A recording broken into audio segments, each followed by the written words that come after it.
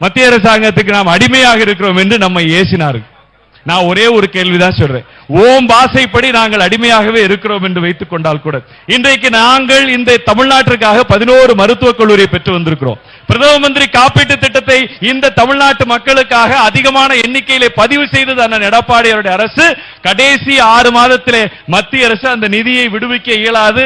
அந்த relief fund அந்த காப்பீட்டு திட்டத்திலே அந்த மக்களுக்கு கிடைக்க வேண்டிய தொகை இந்த இறுதி 6 மாதம் கிடைக்காது என்று சொன்ன பொழுது தமிழக அரசினுடைய நிதியை விடுவித்து அத்தனை விவசாயிகளுக்கும் அந்த காப்பீட்டு திட்டத்திலே வருகின்ற பணத்தை எடுத்துக் கொடுத்தது அண்ணன் எடப்பாடியார் அவர்கள். ஆக நாங்கள் எம்ஜிஆர் அவர்கள் சொன்னது போல கட்டுண்டு வாழோம், பிரிவினை நாடோம், சமநிலையில் இணைவோம் என்று தமிழ்நாட்டு மக்களினுடைய நலனுக்காக மத்திய அரசினோடு நட்பு பாராட்டுவோம்.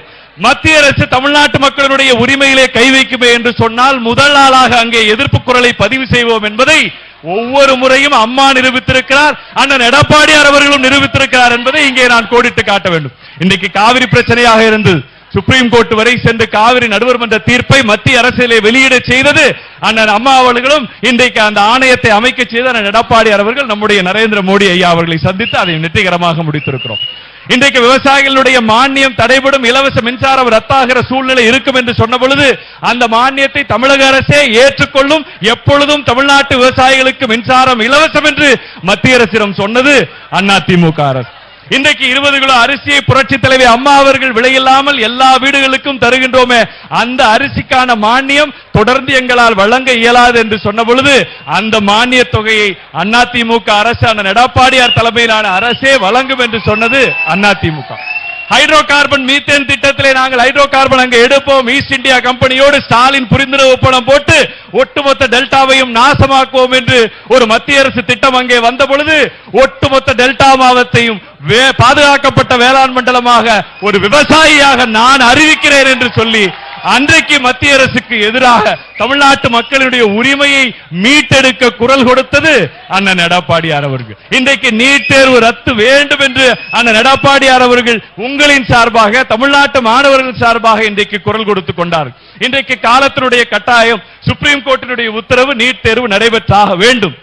ஆக இந்த நீட்டை வைத்து ஸ்டாலின் அவர்களை போல மத்திய அரசு எதிர்ப்பு என்ற ஒரு கேவலமான அரசியலை கையில் எடுக்காமல் தமிழ்நாட்டு மாணவனுடைய வாழ்வாதாரம், கிராமப்புற மாணவனுடைய மருத்துவ கனவை நான் நிறைவேற்றுகிறேன், இதோ பிடித்துக் கொள்ளுங்கள் 7.5% இடஒதுக்கீடு என்று இன்றைக்கு அரசியல் செய்யாமல், தமிழ்நாட்டு மக்களுடைய பிரச்சனைகளிலே அரசியல் செய்யாமல், குறிப்பாக ஸ்டாலின் அவர்களை போல மோடி எதிர்ப்பு, மத்திய அரசு எதிர்ப்பு என்று போலியாக சிறுபான்மை மக்களையும் தமிழ்நாட்டு மக்களையும் ஏமாற்றாமல் ஒவ்வொரு பிரச்சனைக்கும் தீர்வை தந்த முதலமைச்சராக அண்ணன் எடப்பாடியார் அவர்கள் இருந்தார்களா இல்லையா?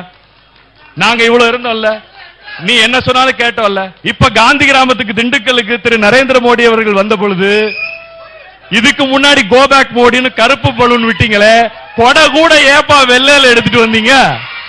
வெறும் கொடை, கருப்பு கொடை எடுத்துட்டு போறதுக்கு பயம். காந்தி கிராமம் எங்க திண்டுக்கல் மாவட்டத்தில் இருக்கு. பட்டமளிப்பு விழாவுக்கு வர்றாரு, அங்க ஒரு கருப்பு கொடைய கூட காணுங்க. இந்த செஸ் ஒலிம்பியாட் போட்டி நடந்தது, அண்ணெல்லாம் கூட அங்க அந்த சென்னையில இருந்திருப்பாங்க, கேள்விப்பட்டிருப்பாங்க.